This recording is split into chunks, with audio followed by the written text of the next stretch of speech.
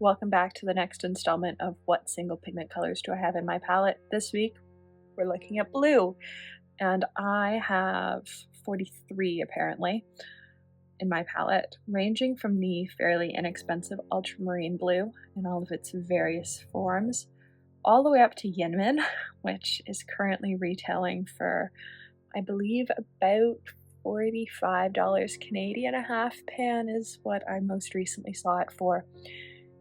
There are some stores that still have the Schmincke tubes in stock, but I think those are going for about $30 US right now, and I haven't seen anywhere in Canada stock it lately. The last time I saw it stocked in Canada, I think it was about $40, so it is quite a lot more expensive, but we're going to look at all the blues. Which ones do I like? Which ones could I probably live without? We're going to look at a whole lot of phthalo, because I did go through a phase where I was trying to find a phthalo that I liked before accepting that I just didn't like phthalo at all to begin with. So let's label this sheet and then we'll get into painting swatches. There we go. I actually miscounted and had forgotten to add in the Schmincke Phthalo Blue, so I've added it in where it belongs. And once again, I am using the reference sheets from when I did the palette video. They're not going to be as accurate this time, unfortunately, simply because I've added more to the blue section of my palette since I did these references, but hopefully they just sort of help a little bit in placing stuff. But I think I pulled the blue palette, but I think blues and purples, I think I actually need to start with greens. So this is the greens. And we are going to start with Michael Wilcox Phthalocyanine Blue, which I believe is Michael Wilcox Phthalocyanine Blue is right here. Nope, that's Daniel Smith's Phthalo Blue. Michael Wilcox one, it is. All the Phthalo blues look the same from the top. And I don't love Phthalo Blue. I'm not a huge fan of PB15. It's just not my favorite. I will say there are some that I like more than others. I like the ones that lean less turquoise. It's just like the wrong shade of turquoise for me. It's gonna need a second to activate. And then somewhere is Manganese Blue Hue. You're on the tray beneath, aren't you? Yes.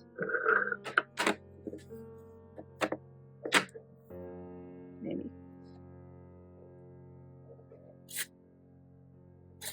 Yes, you're here. Both of these colors need a second just to sit with some water. They're both harder to activate. I do like Sky quite a lot. It's a much more muted PB15.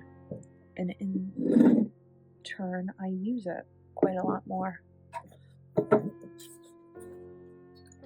Manganese Blue Hue by Daniel Smith is up next. Another one that I don't actually dislike. It's more blue and less teal, and so I actually use it quite a bit. I am waiting on a pan of genuine Manganese Blue to arrive, and I can't wait to do a video comparing them. Phthalo Blue is down here by Vinci. It's another PB15. Again, I have many.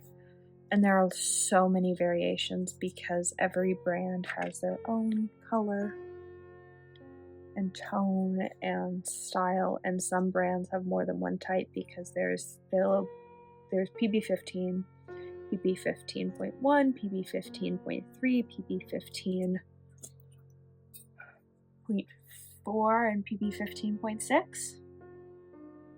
don't think there's 2 and 5 in watercolor. Next is Peacock and Larkspur. And I don't know that I know where these are in my palette. These are both newer. I guess you're one of them. Nope. Huh. I did guess. I was wrong.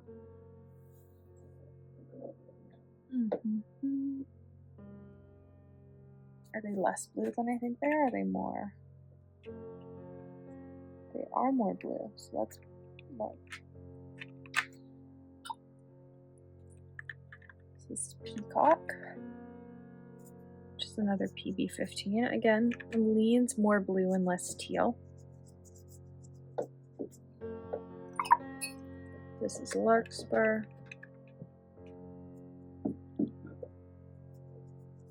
Leans more blue and less teal. I really only have a few that are really teal in my palette.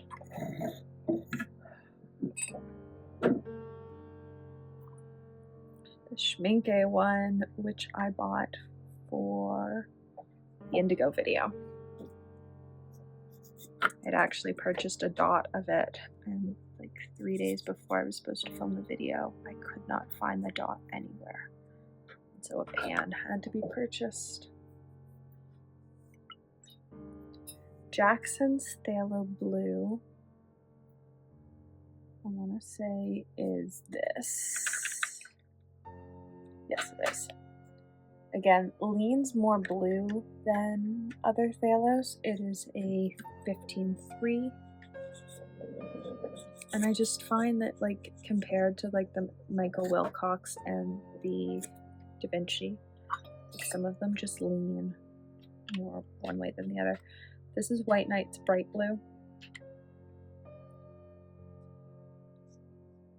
which is very, very turquoise. I find it really overpowering. I don't actually use it all that often. Daniel Smith is right here. And Daniel Smith's is the one that made me realize that maybe I hated Phthalo Blue, but started me on the quest to trial a whole bunch of other Phthalo Blues. And really, there's not an actually Phthalo Blue that I like.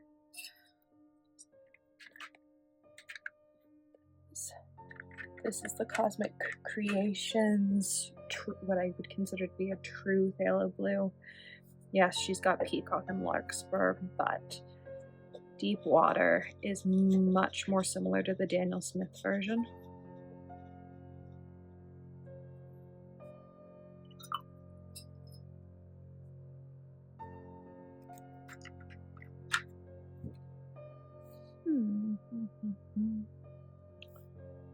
White Knight's Blue.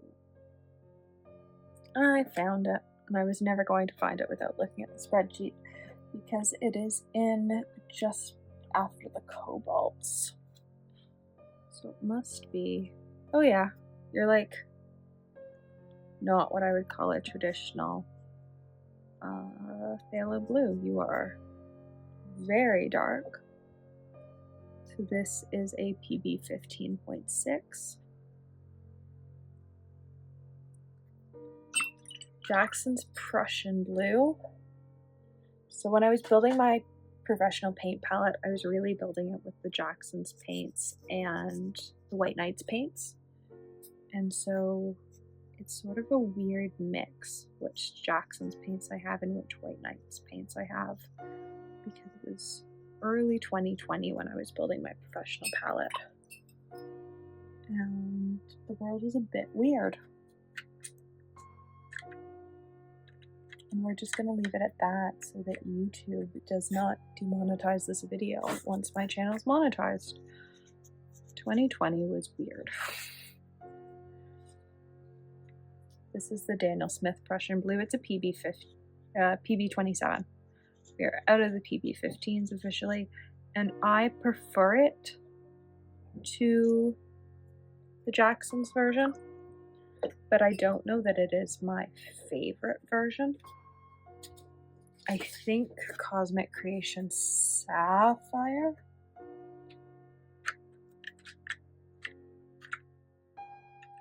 This is probably my favorite version. It's just slightly more blue, and I like how it looks. Next up are Cobalts. I've switched around the palettes because I will need this one for PB 36s and 35s, but for this next section, I'm going to want easier access to the blues. So first up is Daniel Smith Cobalt Blue, which is this, it's right up here. It was my very first Cobalt Blue. I got it again early 2020 because how I grew lots of my Daniel Smith collection was what was my local Michaels putting in clearance after various waves of lockdown, and those were the colors that were being added to my collection. So it was a pretty random selection of colors. And then I was using Jackson's White Nights and Jackson's House brand to fill in the gaps. Is this the next Cobalt? I think it is. Yep. This is Da Vinci. All my Da Vinci paints have come from a paint swap group because they are incredibly expensive in Canada. You have to order online through them, and shipping starts at $40 US just for shipping. And so I prefer to order part pans from somebody who's already done the dirty work of importing them into the country. White Nights Cobalt Blue is next.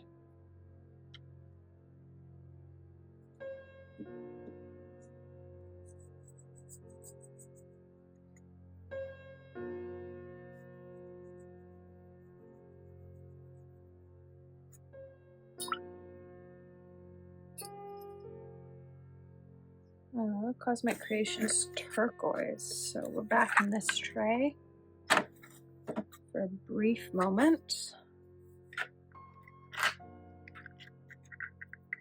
That's not turquoise. This is turquoise down here. A lot of my turquoises look very similar from the top, but swatch very differently. Absolutely love this color, which is pretty obvious because I've used about, I don't know, it was a pillow-topped pan, and it's probably about a little over halfway full these days. Roman Szmal's Ultramarine Light.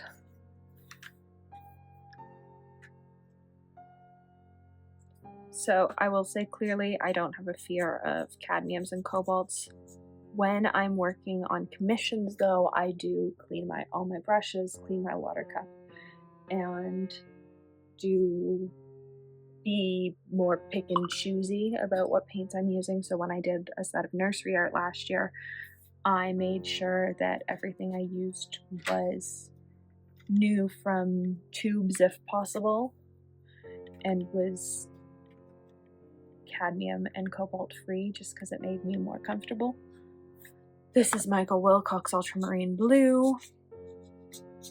I have a very large collection of ultramarine blues because they all look different enough that I feel like I can justify them, but also it tends to be a color that I can find on sale. So if I want to try a brand, it's a good color to try. Let me know if I should do a video on like how I decide how I'm going to trial a brand and like what colors I choose. This is Jazper Stardust Viole Blue.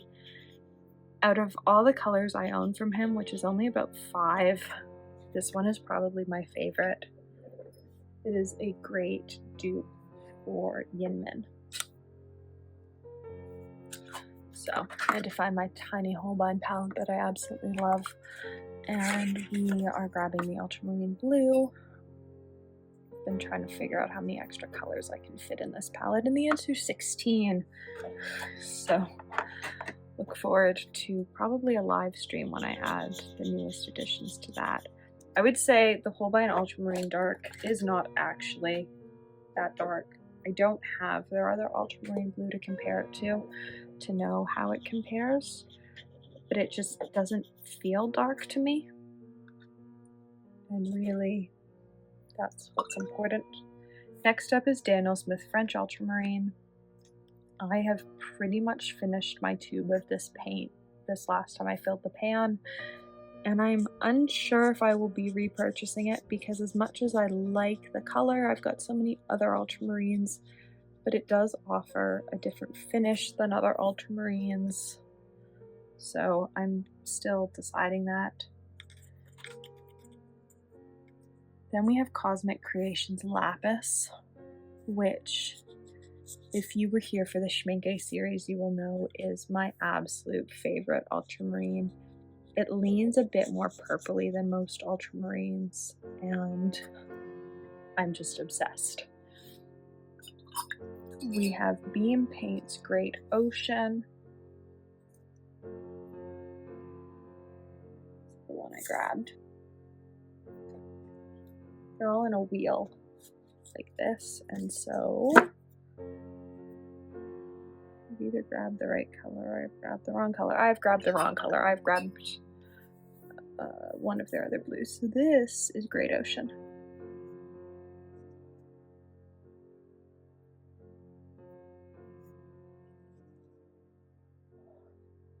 I'm just going to give it a second to sit. Artistic Isle Marine Blue is a pan that I have made a pretty sizable dent in for a pan that was incredibly full when I got it. I would say much like Cosmic Creations Lapis, it is a much darker ultramarine, and I do love that about it. It's the sort of blue that I actually like to use in my pieces, not the sort of like mellow blue, though Michael Wilcox Ultramarine is another one that I absolutely adore. Just because it's got some moodiness that other ultramarines don't have. The Beam one though has a lovely texture and is probably my favorite thing about it is its texture. Ultramarine by Vinci, which is apparently all the way down here.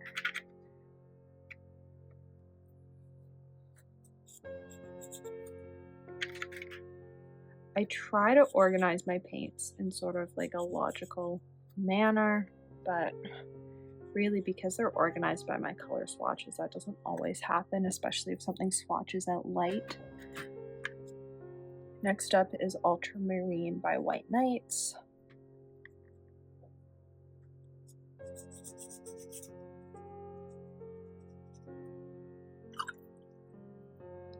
And Ultramarine Deep by White Knights.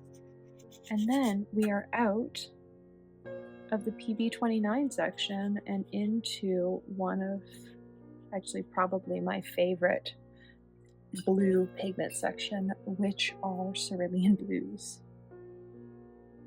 So we're going to start with the mini Holbein. Their cerulean blue is a PB35, so cerulean can be either PB35 or PB36 depending on the brand, and they come in a slightly smaller variety of colors if they're cerulean, but if it's a PB36 that's a different pigment, then you're going to see a much larger variation.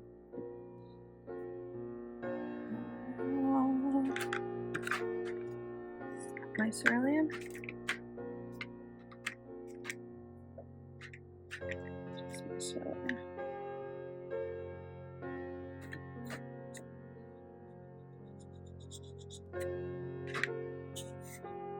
There are some tonal differences though, and so this one is more sort of teal. The White Knights one swatches much paler and similar to the Daniel Smith.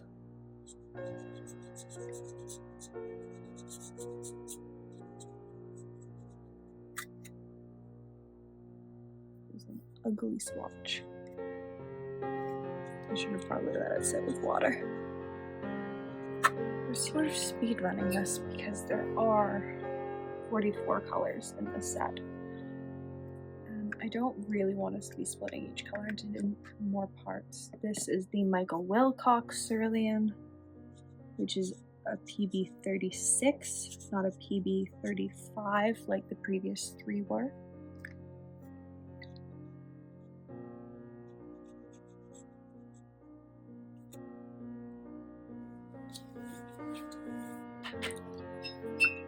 This is Daniel Smith Cerulean Blue Chromium, which is definitely my favorite. It's so blue and so pretty. It's, when I think of blue, that's sort of the color I think. Stormy Seas by Cosmic Creations is a very well-loved paint in my palette that I probably should have activated because it can sometimes take a little bit to get going, and is one of my go-to sort of teal colors when it comes to mixing. It's a nice, dark, granulating color that I just find absolutely stunning.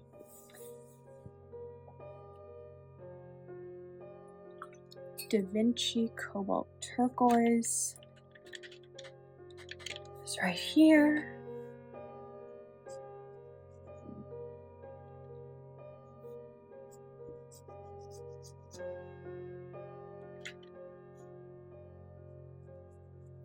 And there's another PB36. And then we have White Nights, Cobalt Chrome Turquoise, which is a much more blue version, which I also absolutely love. I need to try it in some mixes. Right now I've only used it in pieces by itself and with a few other paints. And then we've got the Jazper Stardust Cobalt Turquoise Dark, which is very opaque. It sort of reminds me of Yinmin in the sense that it is so opaque and takes a little bit to work down into something more usable. But I absolutely love the difference in all the PB36s. It's definitely a pigment that you can have 4 or 5 of in your palette where they just look totally different.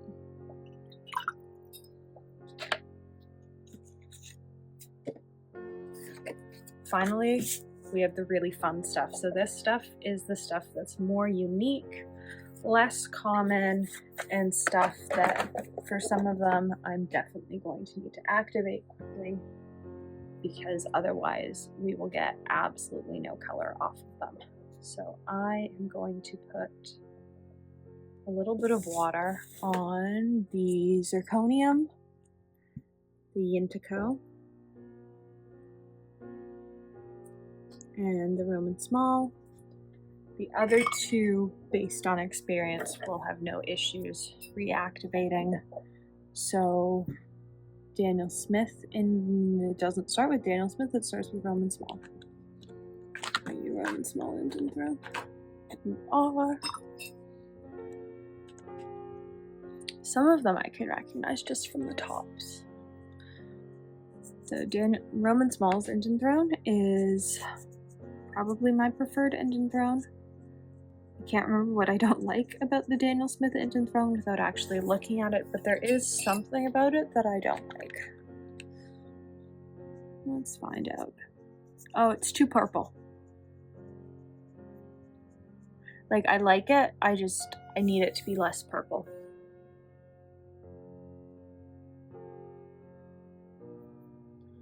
And then I don't know that that's gonna have activated for long enough, but we'll find out. Oh, we've got some color. This is Zirconium Blue, which is PB71. It's quite an uncommon color. It was part of the Izzy's Watercolors Rare Pigments Club, I believe last year in January or February. And I do quite like it because it was so different than anything I had in my palette. Roman Szmal's Cobalt Blue Dark, or Cobalt Blue Deep, is PB74. And I'm obsessed. It is everything I want from like a dark blue that really granulates. It has such an amazing texture. Like, if I could get this texture in every paint, or if this is what the Winsor Newton granulation liquid did, which, although I haven't tried it myself, I'm still trying to track down a bottle. It doesn't look like this is what it does, or as dramatic. Like, if every color did this, I'd be so happy. And then we have my precious little baby. We have Indigo, which is PB86. For a very tiny line. Wipe my brush off. And pull this off with a clean brush so that you can hopefully see just how much fun this color is. So Indigo, as I said off the top, is a quite expensive color, but is so much fun to paint with.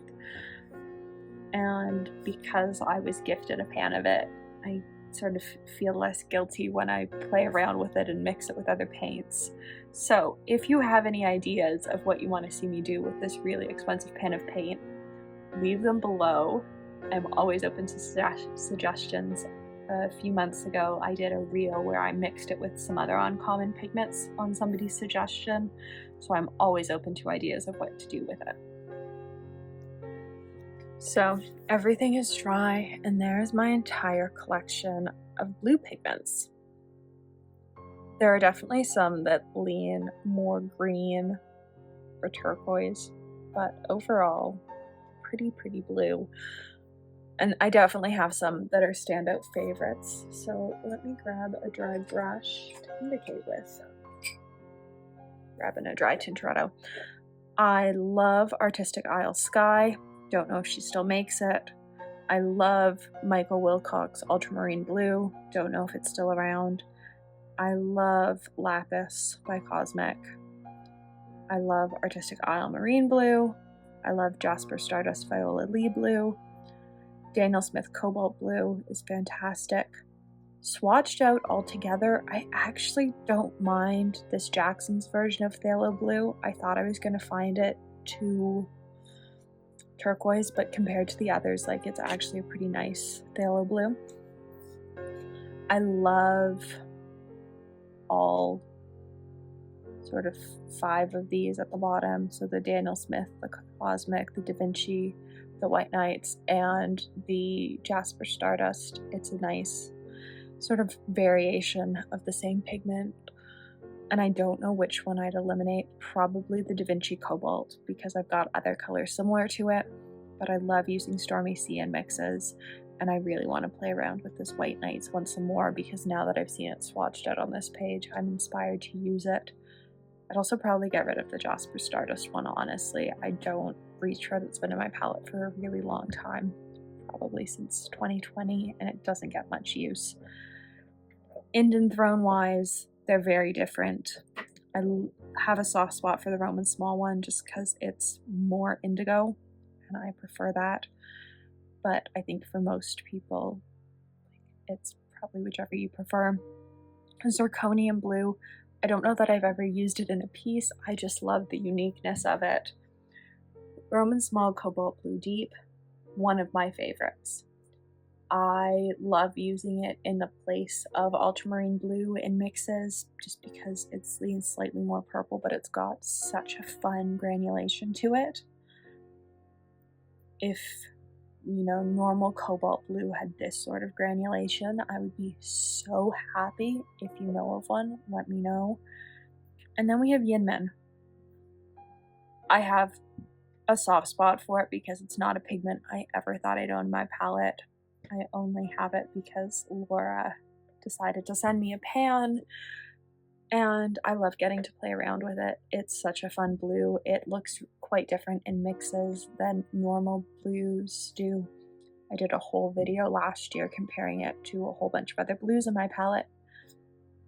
But it does, like, I love how opaque it can be and then how washed out it can get. This isn't the best example because it's a really small space, but it can be such a washed out pretty color while also being so opaque.